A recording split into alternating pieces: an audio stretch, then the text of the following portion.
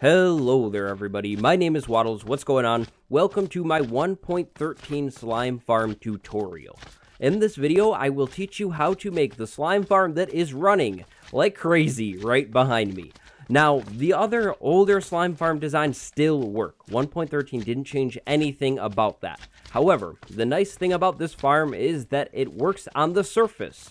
This means that you don't have to go all the way down to the bottom of your world to collect your slime balls. You can stay right up on the surface and you can see the thing working and collect all of your loot. This farm is also fully automatic. It will run and harvest slime balls while you're just around the farm. You don't need to do a single thing to make this thing work.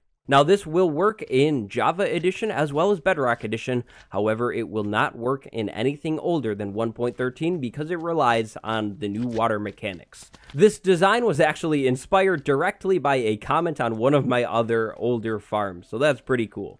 But there will be timestamps in the description to every part of this video. Of course, feel more than welcome to ask me any questions down in the comments below.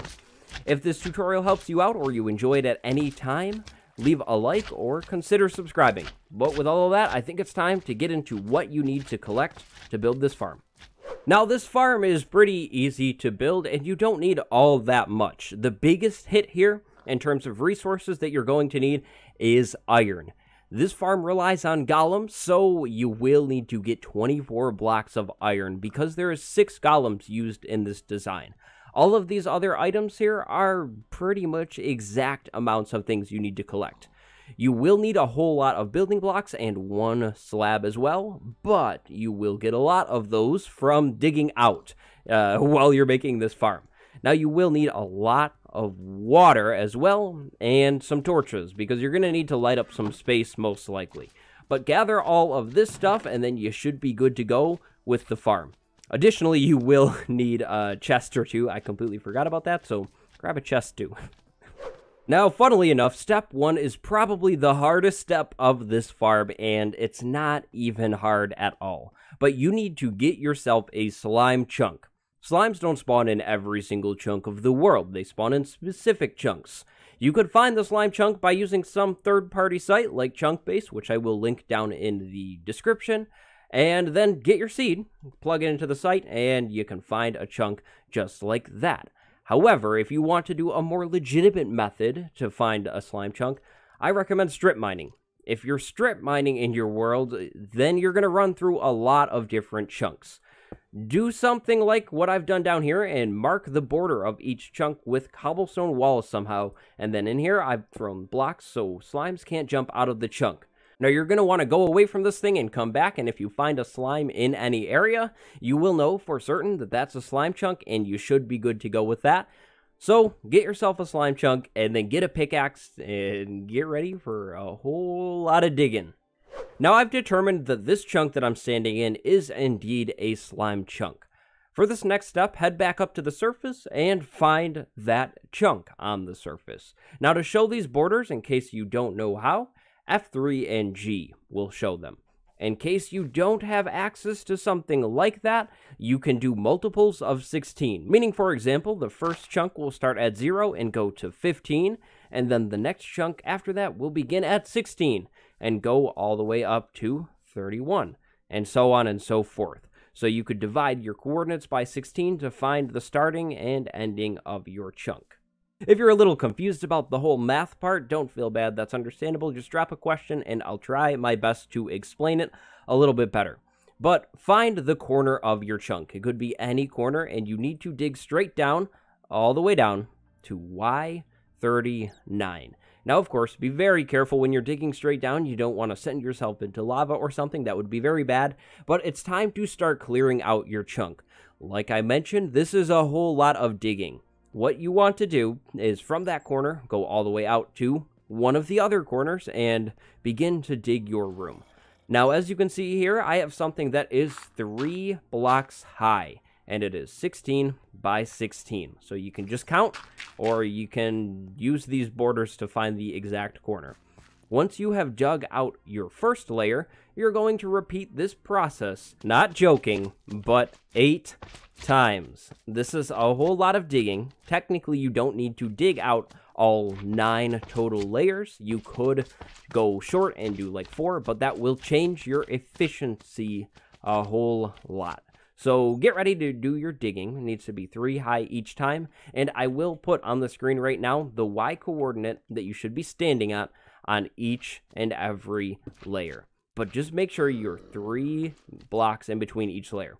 An easy way to do this, or at least the way that I like to do it, is go to each corner and dig 4 down. Clear out the layer and then repeat the process. Go to the corner, dig 4 down, and so on and so forth. Again, if you're trying to go light on the digging, you could go ahead and dig something like 5 layers out instead of all 9, but your efficiency will be affected. Now, once you've dug out your layers, this is the fun step, or at least a little bit more fun in my opinion. This step is what makes this farm, in my opinion, preferable over the old ones. You need to find the middle of your chunk on one of the walls. Now, it can be any wall, but you want to count 8 from the corner, or just kind of guess and eyeball it and get it right, but it will be 2 blocks right in the middle. So I'll do it on this side. I have my middle 2 blocks, and then you're actually going to need 1 more. So go on either side of those. It doesn't matter. This thing will be slightly off center. Sorry about that. No way to really get around it, but you need to dig out 2 back, 3 high. Now, technically, you're going to need to go a whole lot higher than 3. You need to dig this thing all the way up to the surface, as well as all the way to the bottom layer of your farm, and 2 blocks below that. So right here, I am 2 blocks below the final layer. You will also need this chute to be 3 wide instead of just 2. To get that other 3rd block, you want to take 3 out of your slime chunk itself, just like I did here. So go all the way down to the bottom. However, we will be putting water in this thing, so it might be beneficial to you to leave a strip of blocks down the middle of one of the sides, because you need to place a whole lot of water sources. So dig it however you want. Do 3 by 3 or do 3 by 2 by 3 by 3. You know, dig whatever you want to dig out. 3 by 3. Leave the column. Don't leave the column. However you want to do that, but this needs to be dug all the way up to the surface and all the way to past the bottom layer of your farm. Once you have dug the chute all the way to the surface, go 1 block above it and then fill it back in, but not all the way, just the top layer. Then work your way back down into the farm. Back in the farm now, it's time to start putting the golems in. Slimes hate golems for some reason and will be attracted towards them. We're going to use golems to pull the slimes into this water elevator that will move them all the way to the surface. So where do you put your golems? What I like to do is go 1 block below the very first layer of my farm, and then on the other side of this falling chute, dig 4 blocks back. Now this is 3 wide, and then you're going to need it to be at least 3 tall so you can get your golem in here. Now make sure you make this area nice and lit up, because you don't want to have to replace the golem if creepers keep spawning in there, or skeletons, or something like that. Now place your iron in a T, but don't spawn the golem yet, because we don't want him to fall all the way down to the bottom of this thing. Take some fences and put them in the formation that I just placed, just like that. Then take 2 building blocks and finish off the middle, just like I did there. Now, the reason I'm doing it like this is kind of odd. Just being honest here, but slimes will get stuck on the ledge right here. I've put the fences in this pattern to sort of not only conserve fences, but it also seems that this shape helps in terms of detection. If you used glass blocks in this thing, slimes would never see the golems, because slimes don't see glass blocks as clear. They see them as solid blocks, so glass doesn't work. You need to use fences, and unfortunately, you need to leave an open space, or the golems won't be detectable by the slimes. Now, the more blocks that you put inside of here means the more blocks that slimes cannot see through. So I've spaced the blocks out just like this to kind of prevent slimes from getting in here too often, but to also leave open space for slimes to detect the golems. Kind of an odd reasoning, I know, but this is how I do it, and this is how I would recommend you to do this as well. So trap your golem in there, make it all nice and bright, and then let your golem live. It should be trapped in there nice and safe and be in there forever. Name it if you want, you don't have to do that. Now you need 4 more golems because there is 5 total underground here. In terms of spacing, I don't have an exact number. I usually place them 4 or 5 blocks apart. Now, technically, you could really get crazy with this farm and put each golem level with each floor. So if you wanted to do 9 golems, you totally could. But the reason I'm doing 5 is because of conservation of iron. If you have an iron farm and lots of iron in your world, I recommend you go ahead and put a golem even with each and every floor.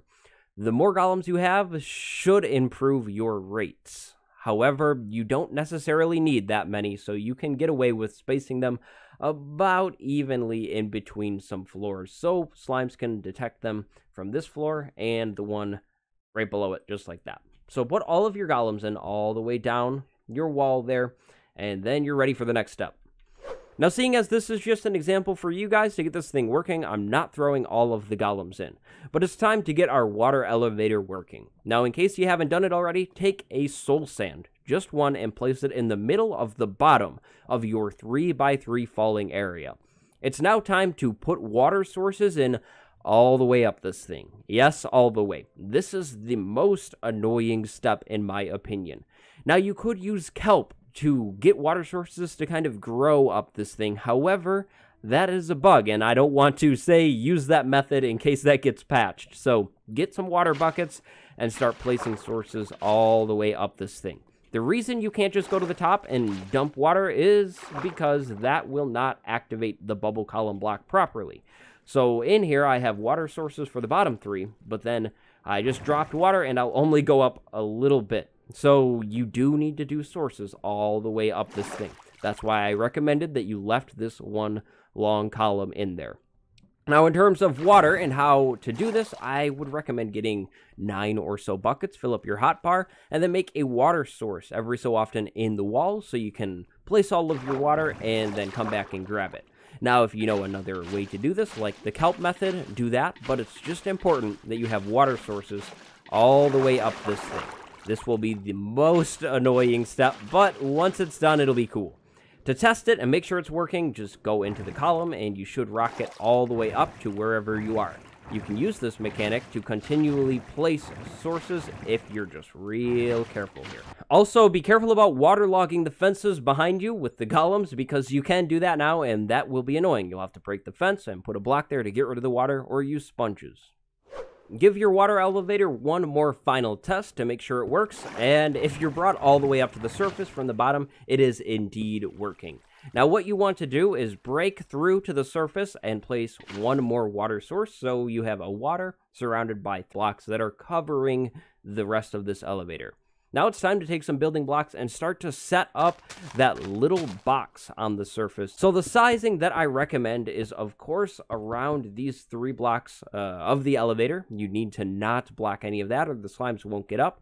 And then I go 5 blocks beyond this 3x3 area. So 1, 2, 3, 4, 5, just like that, and then 1, 2, 3, 4, 5. Now you can build these walls however tall you want. I would recommend at least something like 3 high, just because I like that. But if you want, you could make them 20 high, whatever you want, whatever blocks you want. Then you need to grab your sand and place it in the middle at the end of this thing. Now, of course, you can make this a little more compact or a little bit longer if you want. That's all up to you. Place your sand, though, in the middle like I did right there, and then go 2 blocks ahead of that and place a chest. Now take your hoppers and go all the way around this sand block and into the chest, just like I'm doing here. This is going to pick up all of the slime balls from the slimes and throw them into your collection chest for you. Take your cacti and place them 3 high. If you only have 1, wait for it to grow. Then take a slab and put it right on top of the cactus, just like that, so there's no gap whatsoever. Now you're going to want to grab an extra building block and build your way up on top of your wall and place it above the slab, so it should be floating just like that. Now take some more building blocks and bounce your way up, and take some fences and surround that floating block with fences on all sides. So that should be 8 total fences just like that. Now take that middle building block out and replace it on one of the sides of the fences. This thing that we're creating right here is holding, or will be holding, the golem in. So place your T of iron blocks. This should be your final golem now, and place the pumpkin right above it. It'll fall right into the little trap. You can get rid of that extra block and break your way back down. So go ahead and finish your wall up all the way around the hoppers here. Make sure there's no blocks immediately next to your cactus, of course, because that will break your cactus. So there we go, just like that. Pretty plain, pretty simple here. But the final thing you need is one more water source to complete this farm. So go right in the middle on top of your elevator, place one more extra block if you haven't done that, and place a water source. Then go ahead and break all of these blocks, open your elevator completely. This is going to push the slimes up, and then they will lock onto the golem and bounce into the cactus, and they will die. Then you will collect all of your items out here, nice and simple and safe, and also fully automatic. Now go ahead to finish this thing up and break out that extra block column if you did it like that. If it's not there, then good for you, very nice. But you want to get this elevator 3x3 and fully open. Now, in case you didn't do it or you didn't realize it, you can light this chunk up, and you should light this chunk up. Place torches, do glowstone, do jack-o'-lanterns, whatever you want. Make sure it's bright, and also make sure it's not open to any caves. You are very likely to come across caves when you're building this thing, and you don't want slimes to jump out of your chunk that you cleared out and into the caves, because then they're not in your farm anymore and you can't farm them. So that would be a waste of slime. So make sure your chunk is fully blocked in, fully lit up. If you want, you can throw an axis, ladder or elevator, whatever you want to do, or maybe you don't even want any axis whatsoever. But that is the farm itself, and so that's that. It should be working for you, and it's on to the part about troubleshooting, rates, and other information. So your farm is completely set up and something's not going right. Well, some possible things that you could be checking is your difficulty first and foremost. You don't know how many times I've been waiting by a farm and didn't realize it's not working, and it's because I'm in peaceful. So make sure you're not in peaceful because, of course, enemies won't spawn. Now, to improve rates with this farm, caving. You want to eliminate other hostile mob spawns in the area around your farm. What this means is start lighting up your caves very, very extensively and very well. Any dark spots, like down here where this skeleton is a potential spawning space for another mob. If a creeper or a zombie or a skeleton or something spawns here, that will take away from the total amount of slimes that could potentially be spawning in your slime farm here. So start lighting up your caves all around. Technically, if you really want to go overkill and all the way, go 250 blocks out from the center of this farm in any direction in a circle and start to light up all of those caves. However, if you don't want to do that much lighting, that's totally understandable. Take a few blocks and make an AFK platform above this farm. If you go straight above your little box here, that will eliminate a lot of the caves that you would need to potentially light up, and you can just AFK up there in the sky. Now, don't forget about phantoms, because that could be a problem. If you are lighting up all of the caves and stuff like that, you can go ahead and make an AFK platform just a little bit of a ways away from your box on the surface, like I did here. You don't want to AFK right inside of this box or make a building attached to it, because you'll be a little too close to the slime chunk itself. If you're too close, the slimes will not spawn, and obviously you don't want them to not spawn. Also, if you're AFKing throughout the day and night, don't forget about the surface, because mobs can spawn on the surface as well. As you see, I'm next to an ocean, and I actually didn't bother to light this up. There is some drowned spawning going on in the ocean here, but from my experience with this farm, the drowned aren't really bothering the rates. The rates are pretty decent on this thing because I have caved out all of the caves around here. So let's say you have a question about slimes not going up this thing. You have a slime like this guy right here that is just sitting there. From my experience, eventually the slime will either jump out of the water and then eventually try and jump back in and go for the golems, or it will take suffocation damage or drowning damage from the water and split up into a smaller slime, and it will then be moved up to the surface. So really the key to that issue is just patience. Also, if you are finding slimes are hopping around on the wrong side of the chunk, the key is just patience. Eventually, they will move over. However, if you don't want to be patient at all, you could theoretically take this whole chute, all of the golems, and all of the thing on the surface, and build it on the other sides of this chunk. That will make this thing way more efficient, but it is a whole lot more expensive. Here's the slime drowning, just like this, and then we should see it split up and move up to the surface in the smaller versions. If it's still stuck, they will again split up and move up to the top. So like I said, you could supercharge this and build this on all of the other sides.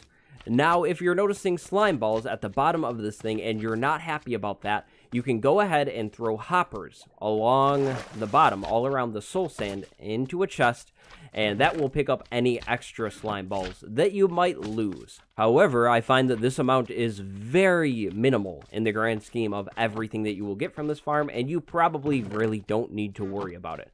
But if you are worried about it, go ahead and throw some hoppers at the bottom with a chest, and come down here every once in a while and collect your 10 slime balls that you got down here, and add them to your 3 stacks or something that's on the surface.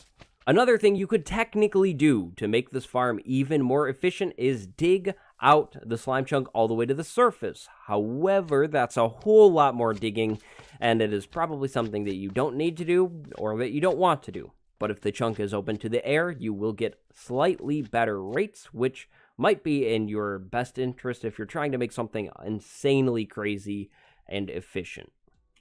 I believe I've answered a lot of general questions on how to supercharge or improve the farm, so if you have any extra ones, go ahead and throw them down below, and I'll try my best to answer them in a timely fashion. You can also message me on Discord, and I'll try to respond relatively fastly as well, but I'm here to help. And again, just to be clear, this is going to need to be in 1.13 or newer, and it will work on Java and Bedrock Edition. The old farms will still work, so no need to worry. If you've built one of those, it should work perfectly fine. But my name is Waddles. I hope this tutorial helped you out or you enjoyed it. If that is the case, make sure you leave a like and subscribe. I have a lot of other tutorials and videos that you might enjoy. Thank you so much for watching this video, and I will see you next time. Goodbye, everybody.